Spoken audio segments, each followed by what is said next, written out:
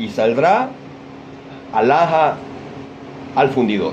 Puede que haya aquí una serie de términos que no sean de uso como muy frecuente o que nosotros los conozcamos de otra manera. Hermanos, estamos hablando aquí de una prenda, de una joya que ha perdido su brillo.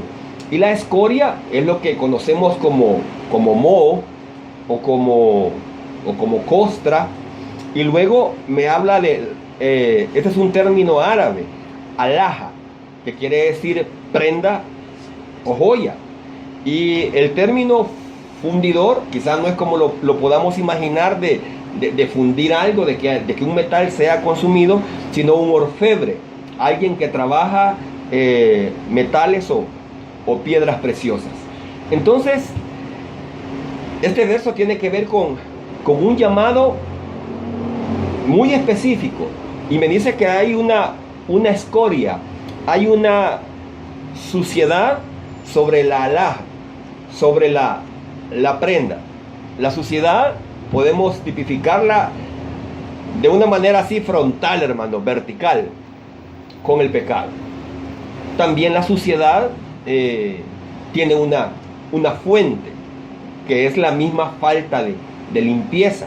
Por ejemplo, en la antigüedad, ahora esto ya no es común, pues en la antigüedad había mucho cubierto o ciertos adornos metálicos, ya sea de bronce o de plata, que requerían, y recuerdo en mi niñez que había una cierta pasta para limpiar metales que se llamaba, o si existe todavía, se llamaba brazo.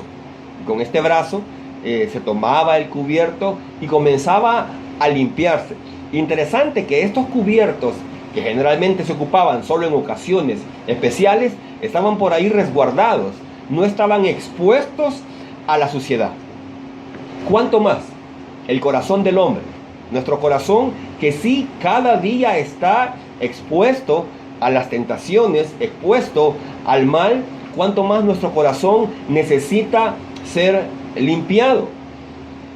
La alhaja o aquel cubierto metálico seguía siendo, su naturaleza no cambiaba, pero sí perdía su esplendor. De igual manera el corazón del creyente, he mencionado en 2 o 3 ocasiones, yo recibí a Cristo a los 13, 14 años, un 14 de septiembre, y en mi hogar había una cierta convulsión entre mis padres.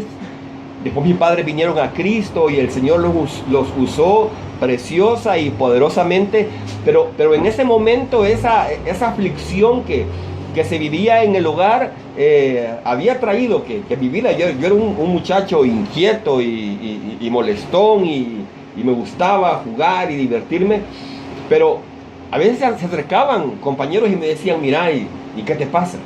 Y yo era muy dado a jugar pelota y me decían, mira, ¿y qué te pasa? Y no tenía todavía la capacidad de expresar lo que estaba ocurriendo. Pero mi vida era como una alhaja que había perdido el brillo. Y cuando alguien vino y me compartió de Cristo Jesús, usó las más clásicas y conocidas palabras, pero que a mí me conmovieron el corazón. Cuando me dijo, ¿cuál es su nombre? Me dijo la persona, fulano de tal. Y me dijo, fulano, Jesús te ama. Usted lo ha visto en bumper sticker, lo ha visto en sticker, lo ha visto en camisetas, estampado en cualquier tipo de situación. Pero aquello fue, yo no entendía, aquello fue novedad de vida para mi corazón. Aquello fue algo espectacular en todo el sentido de la palabra. Y yo recuerdo que cuando salí de esta situación, porque recibí a Cristo, yo entré al salón y yo me sentía diferente. Había algo que había ocurrido en mi vida. Pero luego vinieron las tentaciones de la adolescencia, de la juventud, y mi vida comenzó a perder su brillo. No sé cuál será su caso. Ayer me dio tristeza, mi corazón yo quedé como sorprendido. En un periódico, en un rotativo nacional, publicaban que en El Salvador, a lo que va de este año, se han violado a 580 niñas.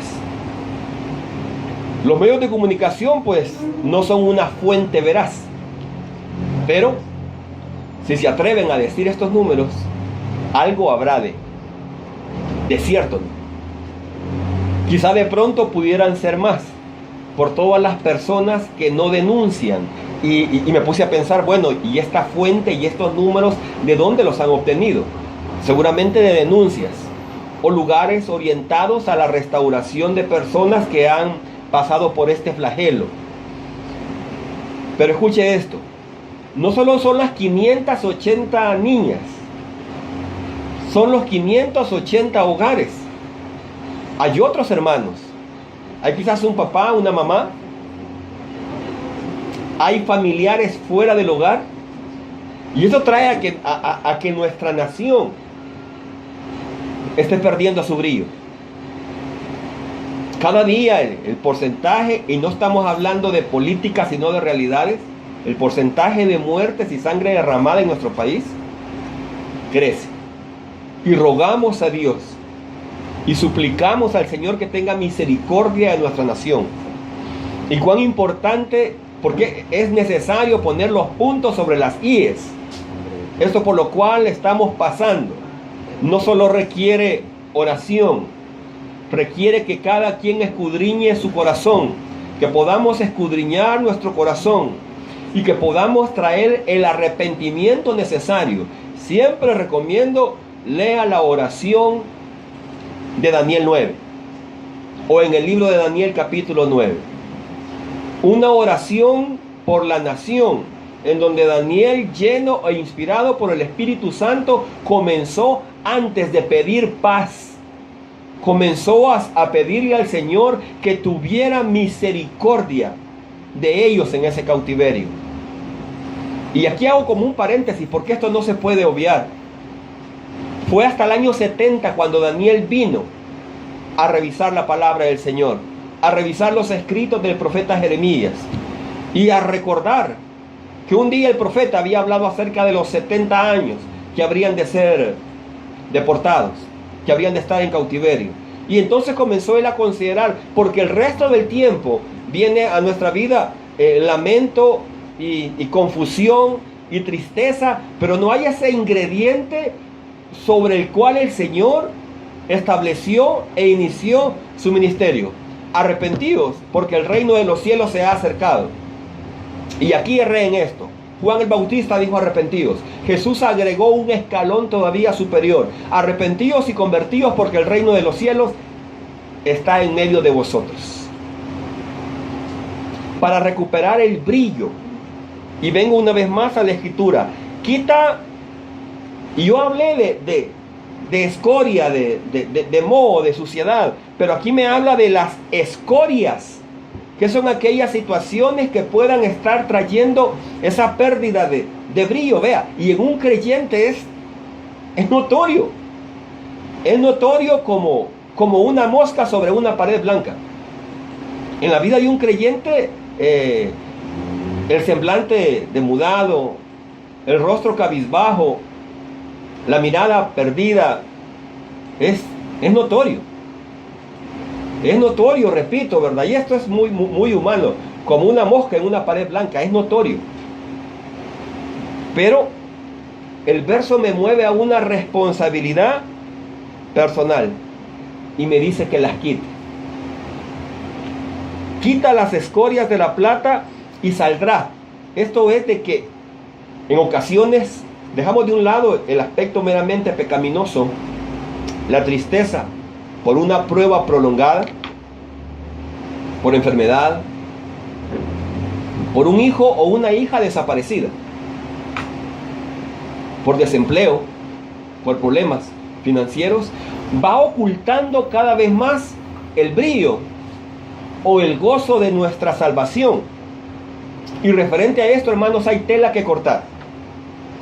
Porque si nosotros perdemos el brillo, si nosotros perdemos el gozo de la salvación,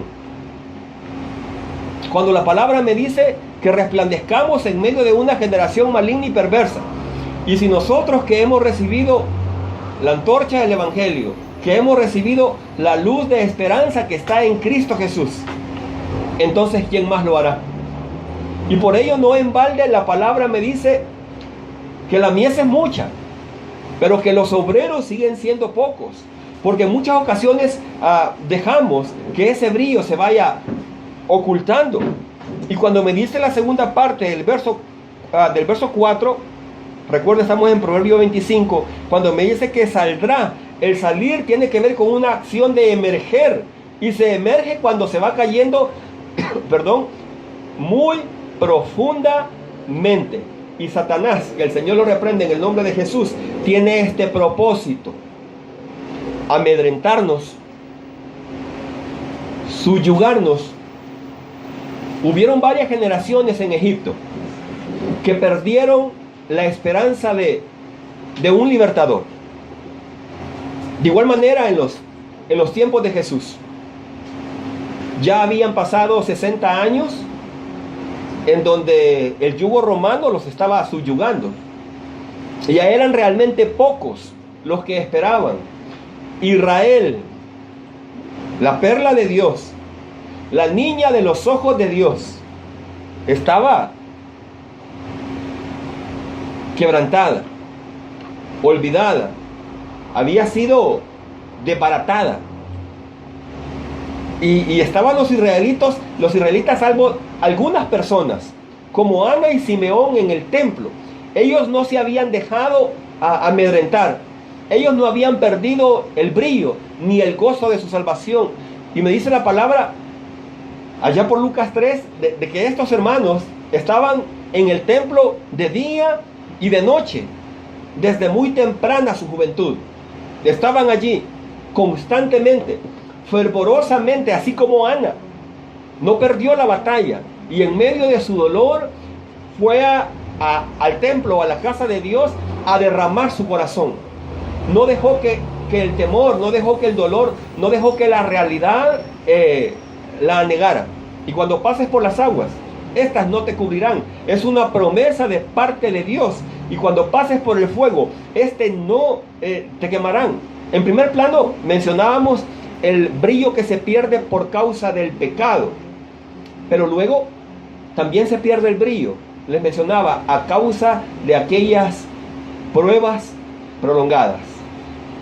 En el primer caso, para recuperar el brillo a causa del pecado, es una vía, hermanos, de sentido único. Y esta se llama arrepentimiento. No hay más. No hay más. No hay sacrificios. Porque aún puedo meter mi cuerpo en sacrificio, meterme yo mismo en sacrificio y seguir en pecado. No hay más el arrepentimiento. Y sabemos que el arrepentimiento es un don dado de Dios. Bueno, hermano, entonces ya me la ha puesto difícil, ¿no? Necesitamos la gracia de Dios para tomar ciertas decisiones. Aquellos que en algún momento hemos sido sacudidos por ciertas áreas en nuestra carne, uno lo sabe a cabalidad. Necesita no solo la disposición del corazón. En los tiempos de Elías, el pueblo había una cierta disposición. Recordemos de que la prueba era dura. No había llovido y por ende pues la cosecha en los campos era nula. Había llegado el punto, quizás el promedio de la familia israelita, a tomar el ejemplo de la viuda de Sarepta, tomar su último bocado de alimento y engullirlo y luego a esperar la muerte. La palabra me habla de que aún era vendido el excremento de los animales. Y había un dolor a causa de esta situación muy difícil, pero no había arrepentimiento. Había dolor y quizás oración, pero no había arrepentimiento. Y he aquí la obra del Monte Carmelo. Y una palabra desafiante: ¿hasta cuándo claudicaréis entre dos pensamientos?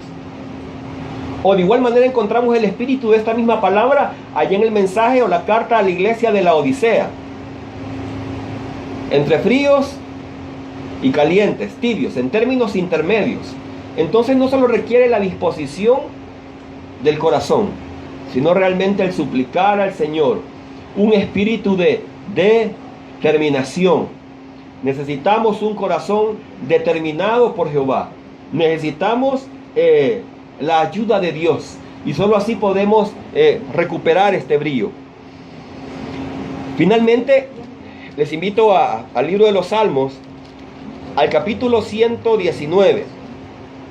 Les recomiendo el capítulo 119 de los Salmos. Es una seguidilla de promesas preciosas de parte de nuestro Dios. Y el verso número 28, la palabra del Señor nos declara: se deshace mi alma de ansiedad, susténtame según tu palabra. También se puede perder el brillo a causa de las diferentes presiones, ansiedades, aflicciones. Ahora es una palabra de moda, ¿no?, hablar del estrés.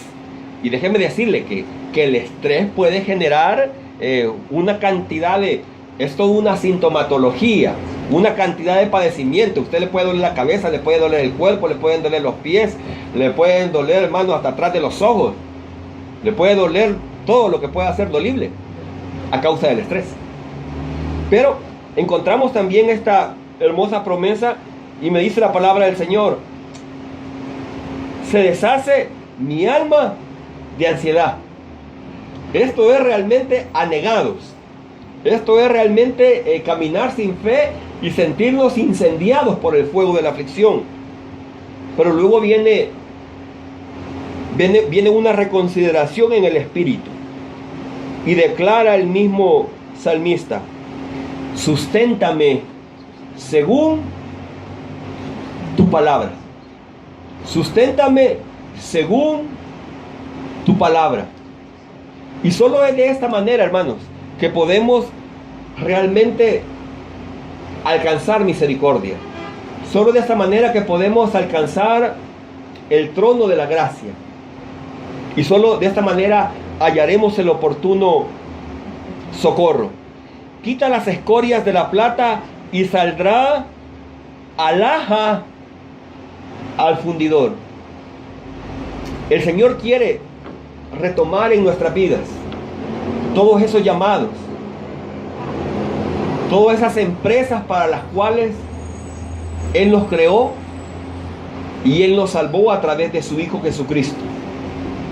Hoy día puedo ser quizás como ese utensilio. Hace algunos años trabajaba en una empresa determinada y un día me encomendaron ir a botar una cantidad de ripio en un lugar autorizado.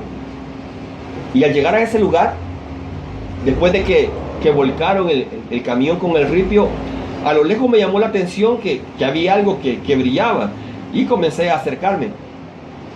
Y era una especie de un adorno, una vasija de bronce.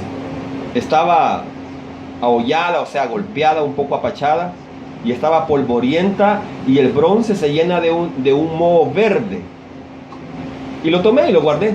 A los días lo saqué del vehículo y lo comencé a enderezar. Y luego comencé a limpiarlo.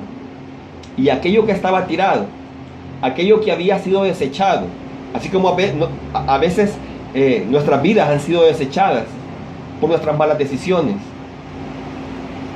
por decisiones que hemos tomado, a veces airadamente o pecaminosamente.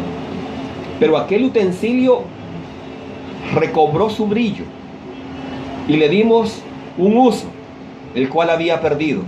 Hermanos, hay esperanza, y el Señor espera que resplandezcamos en medio de las tinieblas. Recuerde que los días del fin serán semejantes a los días de Noé, cuando nadie, a causa de los afanes, estará interesado en oír el mensaje de Dios. Pero el Señor tiene un llamado para su vida, y ese es a levantar alto la antorcha del Evangelio. Si ha enviado sus peticiones al WhatsApp